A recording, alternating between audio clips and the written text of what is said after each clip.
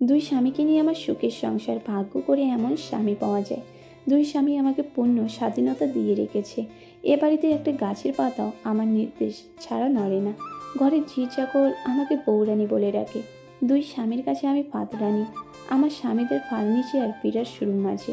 প্রতিদিনের রোজগারের পায়ে পয়সার হিসাব রাত্রির বেলায় স্বামীরা এসে আমার হাতে তুলে দেয়। ওদের একটা রুমাল কেনার দরকার পড়লেও ফাতরানির খোঁজ করবে। আমি বরং মাঝে মাঝে রাগ করে বলি, তোমাদের হাতে টাকা রাখতে পারো না? সব ব্যাপারে ফাতরানি ফাতরানি করে খুঁজে বেড়াও। আমার স্বামীরা বলল, আমরা হলাম গিয়ে তোর দাস রানী, তুই তো আমাদের ফাতরানি। আমি গর্বে অহংকারে লজ্জায় হাসতে হাসতে দৌড়ে পালালাম। আমার দুই স্বামী নিয়ে পরিবারের কথা শুরু থেকে বলি। আমার মা জবা দেবী বহু রোগ ভোগের পর মা বেঁচে থাকতেই বাবা অমিয়নাথ আমাকে প্রথম শুরু করে। মা বিছানায় শুয়ে আমাকে বলে, আমি বেশি দিন আর বাঁচব না। তোর বাবা না নিয়ে থাকতে পারে না, তুই তোর বাবার খাওয়া খিদে দিয়ে দিস। এরপর থেকে মা যতদিন বেঁচে ছিল মায়ের সামনেই বাবা আমার সাথে খাওয়া দাওয়া করতো। আমার তখন 19 বছর। মা বিছানায় শুয়ে শুয়েই আমার মাথায় হাত বুলিয়ে আশীর্বাদ করেছিল। মঞ্জুলা, বন্ধুরা, মঞ্জুলা আমার নাম। তুই মা বাপ সোহাগী হয়েই থাকিস। একটা কথা খুব সত্যি, মেয়েদের পুরুষের ছোঁয়া পেয়ে মেয়েদের রং রূপ পাল্টে যায়। আমার ক্ষেত্রেও তাই হলো। ছিপছিপে লম্বা ফর্সা শরীর, লম্বা ঘন চুল, চুল শুকাতে ব্যালকনিতে দাঁড়ালে লোক চোখ ফেরাতে পারে না।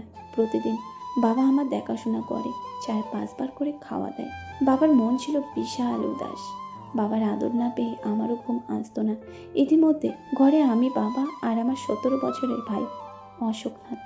শোরুম থেকে ফিরে রাতে বাবা আমাকে নিয়ে বেডরুমে ঢুকে পড়তো। তারপর মাঝরাত পর্যন্ত বাবা আমায় গল্প শোনাতো, তারপর মন ভরে খাইয়ে দিত।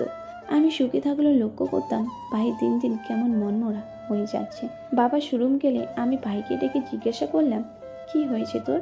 ভাই বলল, কিছু না বলে এড়িয়ে যাওয়ার চেষ্টা করলো। আমিও নাছোড়বান্দা। ভাই যে কথা আমাকে শোনালো আমি সেটাই আন্দাজ করেছিলাম। ভাই বলল, দিদি, তোকে আমি বহুদিন থেকে পছন্দ করি। তোর সব কিছু ছেড়েই দিলাম, শুধু তুই যখন চাবির গোছা কোমরে গুজে মাথায় একটা এলোকোপা করে ঘুরে বেড়াস, তাতেই আমার মন উদাস হয়ে যায়। একদিন তুই ঘুমিয়েছিলিস, আমি তোকে ভালো করে দেখছিলাম, কিন্তু তোর কাছে যাওয়ার সাহস পাইনি। কত রাত তোর অমন সুন্দর খোপার কথা চিন্তা করে পার করেছি, কিন্তু যেদিন থেকে তুই বাবাকে আপন করে নিলি সেই দিন থেকে আমার জীবনটাই কেমন পাল্টে গেল। এই কথা শুনে আমি বললাম, বোকা ছেলে, দিদির কাছে যেতে যাওয়ার জন্য এত ভয় পেতে হয়? সাহস করে আমাকে বলতে পারতিস। তুই আমাকে একদিন সময় দে, আমি বাবার সাথে কথা বলবো। তবে আজকে আমার কাছে আনতে পারবো না, মাস শেষ হলে দেখবো। চাইলে তুই আমার খোপা নিয়ে খেলতে পারিস। সারা দুপুর ভাই আমার খোপা নিয়ে খেললো। আমি হাত বাড়িয়ে ওর হাতটা দেখলাম। মা গো মা, বাবার থেকেও বিশাল ভাইয়ের হাতটা। এই দিয়ে পেটালে আমাকে কাঁদিয়ে ছাড়বে। ওকে মুখে কিছু বললাম না। 20 মিনিট পর ভাইকে বললাম, তোর মনের মতো করে তোকে ভালোবাসতে পেরেছি তো? ভাই বলল, কি যে বলিস দিদি, তুই আমার দিকে খানিকক্ষণ তাকিয়ে থাকলেও আমার প্রেম বেড়ে যাবে। আমি বললাম, নি, আর দিদির তারিফ করতে হবে না, এবার আমি উঠি, বাবার আসার সময় হয়ে গেছে। আমি উঠে গিয়ে মুখ ধুয়ে কাপড় ছেড়ে আয়নার সামনে সাজতে বসলাম। ভাই খোপা নিয়ে খেলতে গিয়ে চুলটা জট পাকিয়ে দিয়েছে। চুলের জট ছাড়িয়ে চুলের গোছাটা গোড়া থেকে ধরে ভালো করে আঁচড়ালাম। বাবাকে ভাইয়ের কথা কিভাবে বলবো, এসব ভাবতে ভাবতে বাবার গলার আওয়াজ পেলাম। বাবা আমাকে বলছে, রানী, এই ফাত রানী। আমি বললাম, বাবা, আমি রুমে আছি, তুমি এ ঘরে এসো। বাবা আমার রুমে এসে আমার খোলা চুলে পাপ্পি দিল। তুই কোথায় থাকিস? আমি রানী রানী বলে ডেকে যাচ্ছি। এই নে, আজকে সমস্ত সেল দিয়ে দিলাম। আমি বাবাকে বললাম, বাবা, তোমার সাথে আমার একটা কথা ছিল, তোমাকে আমার কথাটা রাখতে হবে। বাবা বলল, আমার রানীর জন্য জীবন রাখতে পারি, কথা রাখা তো সামান্য, কি বলবি বল। ভাইয়ের ব্যাপারে সমস্ত কথা বাবাকে খুলে বললাম। ভাইজি কেমন মনমরা হয়েছিল সে কথা বাবাকে জানালাম। বাবা সব শুনে আমাকে বলল, রানী, তোর কোনো ইচ্ছার বিরুদ্ধে আমার কিছু বলার নেই। অশোকনাথকে তুই যখন আরেক প্রেমিক বানাতে চাইছিস আমি খুশি মনে মেনে নেব। শত হলো ও তো আমারই ছেলে। আমি বাবাকে বললাম, বাবা, আমার মন বলছিল তুমি মেনে নেবে, কিন্তু তুমি হলে আমার প্রথম পুরুষ। তোমাকে না জিজ্ঞেস করে কিছু করা আমার উচিত নয়। কখনো যদি বাচ্চা চলে আসে। বাবা বলল, আমি তোকে বলতে পারছি না, কিন্তু আমারও খুব ইচ্ছে তোর বাচ্চা হোক। বাবার কথায় আমি ভীষণ লজ্জা পেয়ে মুখ নামিয়ে নিলাম। বাবা আমার থুতুনি ধরে গালে পাপ্পি দিয়ে বলল, লজ্জার কি আছে রানী, অশোকনাথকে ডেকে সুখবরটা দে। তারপর আমি ভাইকে ডাকলাম। ভাই এসে বলল, দিদি আমাকে ডাকছিলি? আমি বললাম, হ্যাঁ ডাকছিলাম, কিন্তু আজ থেকে আর আমাকে দিদি বলে ডাকবি না। বাবা আমার বড় কর্তা, আর তুই হলি আমার ছোট কর্তা। ভাই বলল, আমিও তবে তোকে বাবার মতো ফাতরানি বলে ডাকবো? আমি বললাম, আমার দুই স্বামী বা দুই প্রেমিক সামনে আছো, একটা কথা বলি, তোমাদের দুজনেরই ইচ্ছে আমার বাচ্চা হোক। আমি তোমাদের সে আশা পূরণ করে দেব, তবে বারে বারে আনতে পারবো না। যেদিন জন্ম হবে সে তোমাদের দুজনেরই সন্তান হবে। কি তোমরা রাজি তো? আমার স্বামীরা সমস্বরে বলে উঠল, রাজি। ছোট কর্তা, তোমার আশা একটু আগে পূরণ করে দিয়েছি, এবার বড় কর্তার সেবা যত্ন করব। ছোট কর্তা আমার ইঙ্গিতটা বুঝতে পেরে চলে গেল। আমি খোলা চুলে একটা খোপা করে বাবার সেবা যত্ন করা শুরু করলাম। কিছুক্ষণ পর বাবা বলল, হ্যাঁ রে, তোর 7 দিন কবে শেষ হবে? আমি বললাম, পরশুদিন থেকেই আমি ফ্রি। বাবা বলল, 2 দিনের অপেক্ষা। সন্ধ্যাবেলায় আমি বেনারসি শাড়ি পরলাম, মায়ের রেখে যাওয়া গহনা আমার গোড়া শরীর ঢেকে গেল। আমার 2 কর্তা আমার 2 হাতে শাঁখা পলা পরিয়ে দুজনে একসাথে আমার সিঁথিতে সিঁদুর পরিয়ে দিল। 2টা নোয়া বাঁধানো, 2টা মঙ্গলসূত্র, সব 2টা করে পরতে হলো। আমি ঠাট্টা করে বললাম, সবই তো 2টা করে হলো, আমার 2 স্বামী আছে, কিন্তু রানী তো একটাই। সঙ্গে সঙ্গে বাবা বলে উঠল, তুই কি চাস আমরা তোর জন্য একটা সতীন নিয়ে আসি? আমি ঝাঁঝিয়ে উঠে বসলাম। খবরদার, সে চেষ্টা তো দূরের কথা, কোনোদিন চিন্তাও করো না। আশপরে দিয়ে ফালা করে দেব। কখনো যদি অন্য কোনো মেয়েকে নিয়ে প্রেম করার ইচ্ছে করে, সে আমি যদি পারমিশন দিই তবেই। আমার ঝাঁঝানিতে দুজনেই একেবারে জড়সড় হয়ে গেছে, কারো মুখে কথা নেই। ফ্রিজে একটা বোতল আছে, নিয়ে আয়। ভাইকে বোতল আনতে বলে আমি চেয়ারে বসলাম। বাবা আমার সামনে নিচে বসে মিউ করে বলল, রানী তুই রাগ করলি? আমি তো ইয়ার্কি করে বলেছিলাম। রাগটা বলার জন্য নয় বাবা, রাগটা তোমাদের সাহস দেখে। আমি সামনে বসে আছি, সেখানে তোমরা অন্য মেয়ের কথা বলবে, অত বড় আস্পর্ধা হলো কি করে তোমাদের? ভাই এসে 3টা গ্লাসে ঢাললো, আমাকে একটা গ্লাস এগিয়ে দিয়ে বাবার পাশে নিচে বসলো। একবার শুধু আমাকে জিজ্ঞেস করলো, রানী তোর শাড়িটা চেঞ্জ করে দেবো? আমি গম্ভীর হয়ে বললাম, সময় মতো আমি নিজেই চেঞ্জ হয়ে যাব। কেউ কোনো উচ্চবাচ্য করলো না। গ্লাসের 2য় প্যাক আমি চুমুক দিলাম, মনে মনে আমার হাসিও পাচ্ছে। অতটা রাগ তো আমার হয়নি, কিন্তু প্রথম রাতেই বিড়াল মারতে হয়, তা না হলে দুটোকে সামলানো কঠিন হয়ে পড়বে। আমি 2য় প্যাক শেষ করে চেঞ্জ হয়ে চেয়ারে এসে বসলাম। দুজনকেই বুড়ো নাচিয়ে ইশারায় বললাম, বার্গার খাওয়া শুরু কর। ওরা দুজনে ভুকের মতো বার্গার খেতে হামলে পড়ল, যেন বহুকাল বার্গার খেতে পায়নি, কোনোদিন বার্গারের মুখও দেখেনি। আমি কোনো রকমে হাসি চেপে মুখে গম্ভীর্য নিয়ে বললাম, আস্তে আস্তে, বার্গার কোনো পাখি নয় যে উড়ে চলে যাবে, এক এক করে খাও। বহুকালের অভুক্ত ভিখারিও বোধহয় খাবার পেলে এমন করে না, যেটা বাপ বেটা মিলে বার্গার পেয়ে করছে। ওরা দুজন বার্গার খাওয়া ছাড়লো, ওদের আরও খাবার ইচ্ছে ছিল, কিন্তু বেশি লাই পেয়ে যাবে বলে আমি গম্ভীর হয়ে বললাম, আর নয়, আর নয়, অনেক হয়েছে, যাও যে যার নিজের জায়গায় গিয়ে বসো।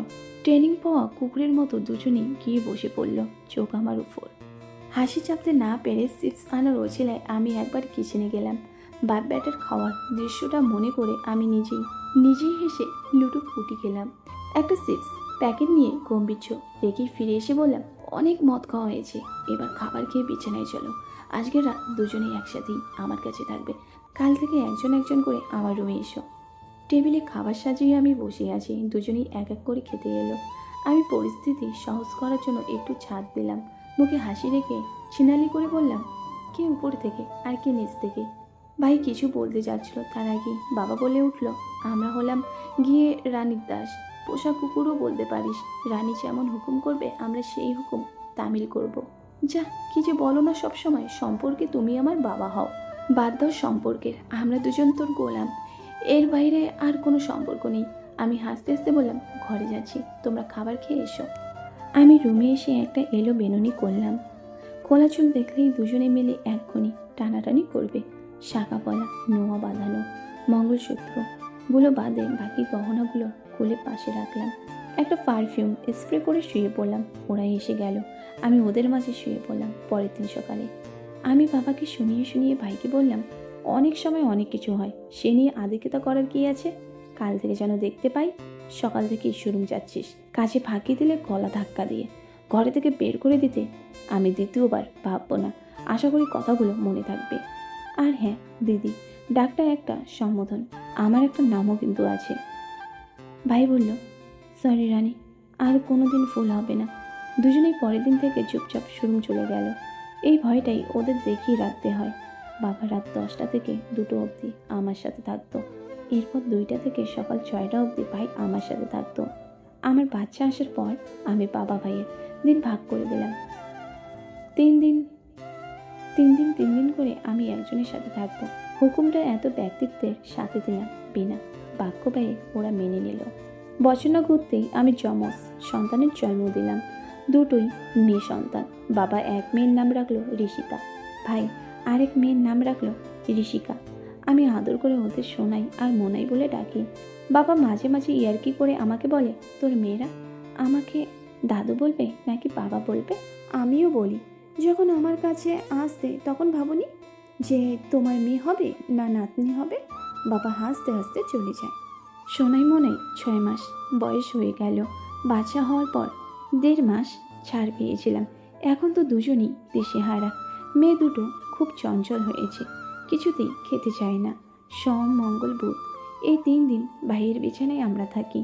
ভাই শোরুম যাওয়ার সময় আমি মেয়েদের খাবার আনার কথা ভাইকে বলে দিলাম। শোরুম বন্ধ করে ফেরার সময় নিয়ে আসবে। সারাদিন মেয়েদের নিয়ে আমার সময় কেটে যায়। রাত্রিবেলায় ওদের ঘুম পাড়িয়ে সন্ধ্যাবেলায় আমি গা ধুই। যেদিন যে বরের কাছে শুতে হবে সেই দিন সেই বরের পছন্দ অনুযায়ী সেজেগুজে থাকি। রাত্রি 9টা নাগাদ শোরুম বন্ধ করে আমার স্বামী ফিরে আসে। সোম মঙ্গল বুধ ভাই আমাকে কাছে থাকে। বাবা খুব একটা আমার দিকে আসে না। রাত্রিবেলায় বাবা একটা খাবারের প্যাকেট আমার হাতে ধরিয়ে দিল, সাথে আজকের হিসেবটা আমি বুঝে নিয়ে আমার কোমর থেকে চাবির গোছা বার করে আলমারিতে সব ঢুকিয়ে রাখলাম। খাবারের প্যাকেটটা হাতে নিয়ে বাবার দিকে ফু নাচিয়ে জিজ্ঞেস করলাম, এটা দিয়ে আমি কি করব? বাবা বলল, তুই অশোককে আনতে বলেছিলিস তো তাই। আমি বললাম, আমি যখন ভাইকে বলেছি তোমার আনার তো দরকার ছিল না। বাবা বলল, না আসলে দোকান বন্ধ হয়ে যাবে আর অশোকের ফিরতে একটু দেরি হবে। আমি বললাম, ছেলে আসতে দেরি হবে তাই তুমি ছেলের হয়ে সাবাই গাইতে এসেছো? বাবা বলল, না না তা নয় রানী, শান্ত হয়ে আমার কথাটা একটু শোন। আমি শাড়ির আঁচলটা কোমরে গুজে কোমরে হাত দিয়ে বললাম, তোমার কথা শোনার আমার দরকার নেই, আমার কথাটা তুমি শুনে রাখো। 8 ঘন্টা সময় দিলাম, যেখান থেকে পারবে ছেলেকে খুঁজে বাচ্চার খাবার কিনে বাড়ি ফিরবে। 8 ঘন্টা পেরিয়ে গেলে আজকে রাতে আর বাড়ি ফেরার দরকার নেই। বাবা কিছু বলতে যাচ্ছিল, আমি চোখ বড় করে তাকাতেই লেজ গুটিয়ে চুপচাপ পালিয়ে গেল। ভয় দেখে আমি নিজেই খানিকক্ষণ হেসে নিলাম। মা বলতো, পুরুষ মানুষকে হাতের মুঠোয় রাখতে গেলে মুখে রাখ আর বুদ্ধির দরকার, তবে পুরুষ মানুষ হাতে থাকবে। আমি রুমে চেয়ারে বসে পায়ের ওপর পা তুলে সিগারেট টানছি। দুজনে 8 ঘন্টার আগেই দরজার সামনে এসে দাঁড়ালো। কেউ ভিতরে এসে চেয়ারে বসার সাহস পায়নি। ভাই বলল, রানী আমার ভুল হয়ে গেছে, যাতে দেরি না হয় সেজন্য বাবার হাত দিয়ে পাঠিয়েছিলাম। আমি বললাম, তাই? অন্য সময় তো দেরি হয় না, বাচ্চা হলে যে বাচ্চার দায়িত্ব নিতে হবে। আর এই যে তুমি বাবা হওয়ার খুব শখ, দায়িত্ব নেওয়ার বেলায় লবডঙ্কা, তাই না? কানগুলি শুনিনি। কাল থেকে একজন শোরুমে যাবি আর একজন ঘরে বাচ্চা সামলাবি। এই কথা যদি নড়চড় হয়েছে তাহলে ঘাড় ধাক্কা দিয়ে ঘর থেকে বের করে দেব। টেবিলে খাবার সাজিয়ে রাখা আছে, দুজনে গিয়ে খেয়ে নাও। আমি ভাইয়ের ঘরে গিয়ে শুচ্ছি। তো বন্ধুরা, গল্পটি কেমন লাগলো তোমাদের? আশা করি সবার ভালো লেগেছে। তো বন্ধুরা, যদি গল্পটি ভালো লেগে থাকে তাহলে একটি করে লাইক করে দিয়েন। আর হ্যাঁ, যারা এখনও চ্যানেলটি সাবস্ক্রাইব করেননি তারা অবশ্যই চ্যানেলটিকে সাবস্ক্রাইব করে দেবেন। ধন্যবাদ।